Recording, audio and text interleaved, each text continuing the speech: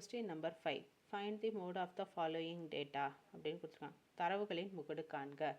Marks வந்து 0 to 10, number of students வந்து 22, 10 to 20 வந்து 38, 20 to 30 வந்து 46, 30 to 40 வந்து 34, 40 to 50 வந்து 20 அப்படின்னு கொடுத்துருக்காங்க. ஸோ மோடு வந்து என்ன? எல் ப்ளஸ் ப்ராக்கெட்டில் F minus F one divided by 2f minus F one minus F two into C.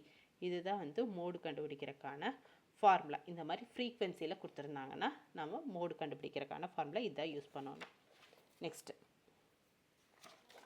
அவங்க கொடுத்துருக்க மார்க்ஸை வந்து நான் அப்படியே எழுதிட்டேன். நம்பர் ஆஃப் ஸ்டூடெண்ட்ஸும் நான் எழுதிட்டேன். இதில் வந்து மிட் வேல்யூ என்ன கிடைக்கிது? இங்கே ரெண்டு போச்சுன்னா 20 to 30 அப்படிங்கிறது தான் இதாக. ஸோ எல் வந்து ஸ்டார்டிங் வேல்யூ வந்து தான் எல்லுன்னு எடுத்துக்கணும். ஸோ 20. இதுக்கு நேராக இருக்கிற நம்பர் ஆஃப் ஸ்டூடெண்ட்ஸ் வந்து எஃப், மேலே இருக்கிறது எஃப்னு, இது எஃப்2. ஸோ நமக்கு ஃபார்முலா படி தேவையானது எல்லாமே கிடச்சிச்சு. ஸோ ஜஸ்ட்டு சப்ஸ்டியூட் பண்ண போகிறோம். மோட் ஈக்குவல் டு எல் வந்து 20.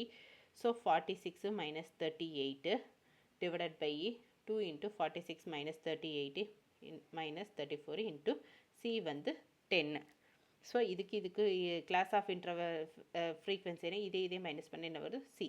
அதுதான் வந்து 10. ஸோ அது கிடச்சிச்சு. ஸோ சப்ஸ்டியூட் பண்ணிட்டேனா? ஸோ எஃப்1 எஃப்2 எல் இது ரெண்டே மைனஸ் பண்ணால் வர வேல்யூ தான் சி. ஸோ எல்லாத்தையும் நான் ஃபார்முலாவில் சப்ஸ்டியூட் பண்ணிட்டேன். First step.